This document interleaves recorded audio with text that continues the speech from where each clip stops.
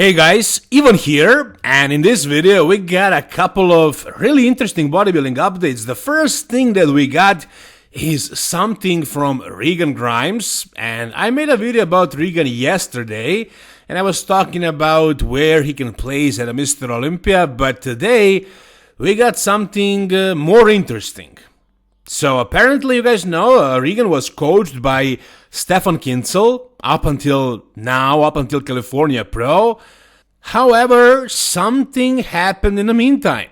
Something happened and Regan Grimes and Stephan Kienzl are no longer working together for some reason. And I went back, I checked until when were they actually working together, and Regan was tagging Stephan in his updates prior to the California Pro. So right after that show, I guess, after Regan qualified for the Mr. Olympia, he decided to fire Stephan Kienzl, and he has a new coach now. Who is it? Let me show you. Now until the Olympia, we can assume you're not doing any shows, right? Maybe. Do you want to break news right now? No. Who's your coach right now? My coach? Yeah. Dom Super Slice. Okay. Yeah. And then so I'm shocked. I'm surprised. So there is a possibility that you might do another show? Maybe, yeah. I might do France. All right, interesting. Apparently, Regan is no longer working with Stephan Kienzl, and he already has a new coach, and that is Dom Super Sliced. So this is the last photo in which Regan tagged Stephan Kienzl, and that was again before the California Pro. These guys worked together for this show, and Regan looked good. He looked good here. He looked good at all the shows he did this year. But for some reason, he decided to stop working with Stephan Kienzl. What could be the reason? Well, you guys know that Regan's plan originally was to do the Pittsburgh Pro and then the New York Pro, and he almost decided to quit doing both of those shows. He definitely quit doing Pittsburgh, but he almost pulled out of New York as well because he was late with condition.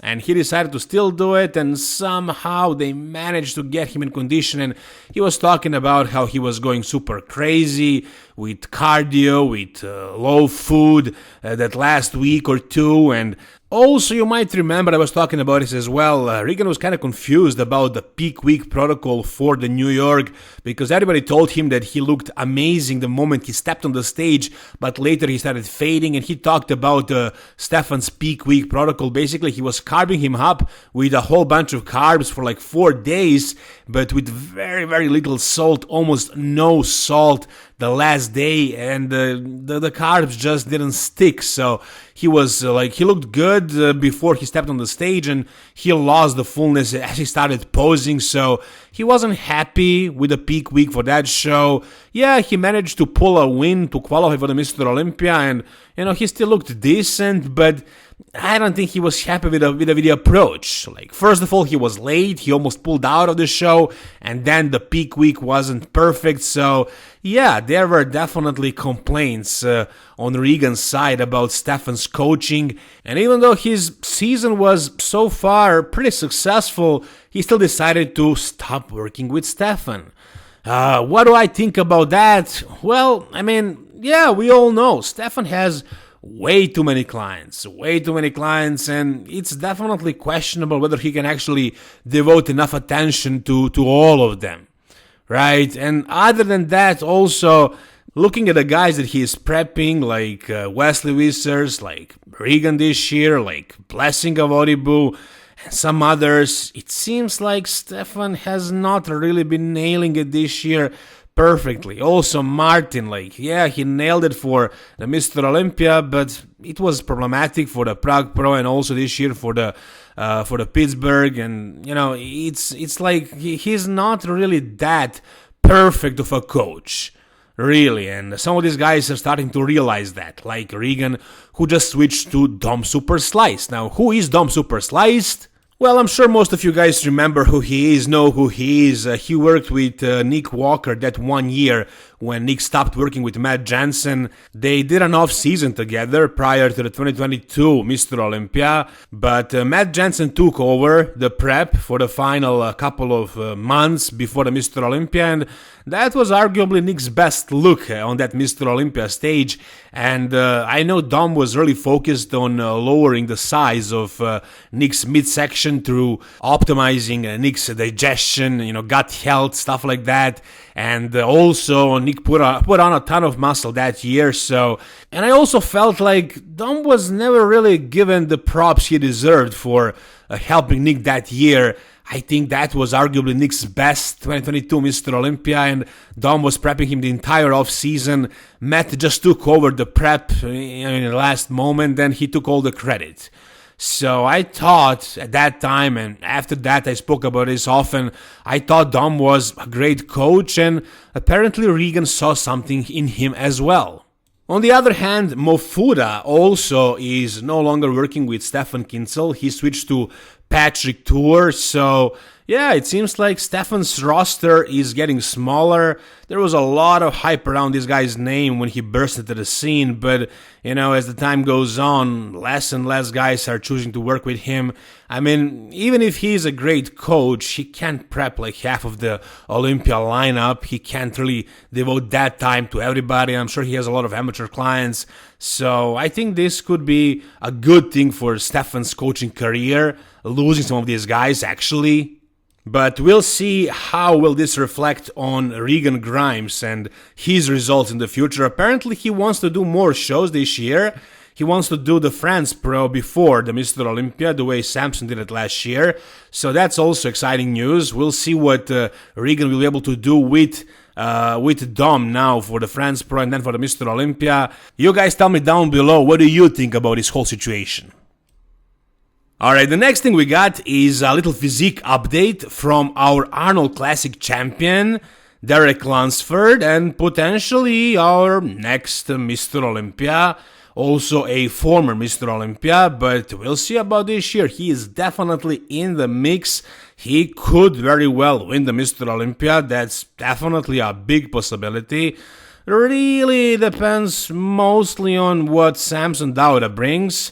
The way things are shaping up, Hari's not gonna be in the mix, and Nick, I mean, you guys know what I think, what everybody thinks, and it's that Nick was better than Derek at the Pittsburgh Pro, and that was Nick at his best.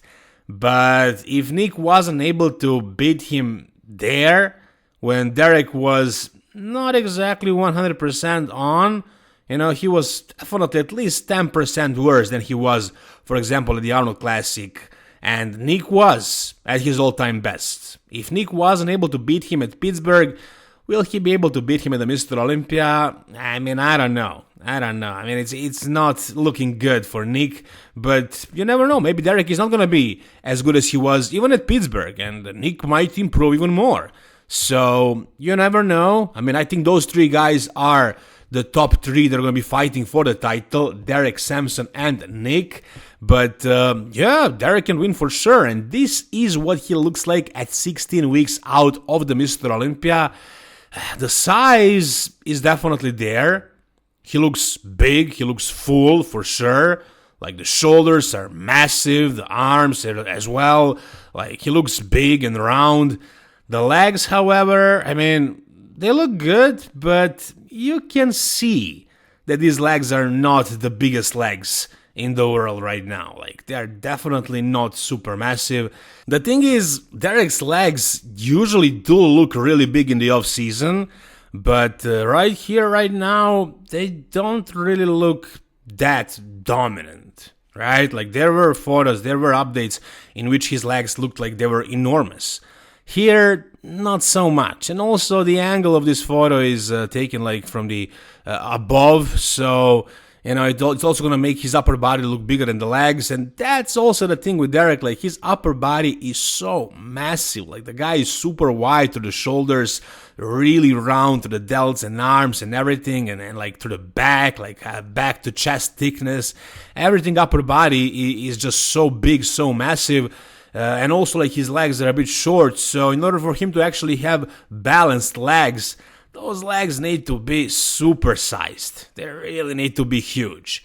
Are they huge right now? I wouldn't say so. I definitely wouldn't say so. I think he needs to work harder on building them up. I mean, there is again 16 more weeks, 15 more weeks, so maybe that's gonna be enough time for him to make a little bit more progress.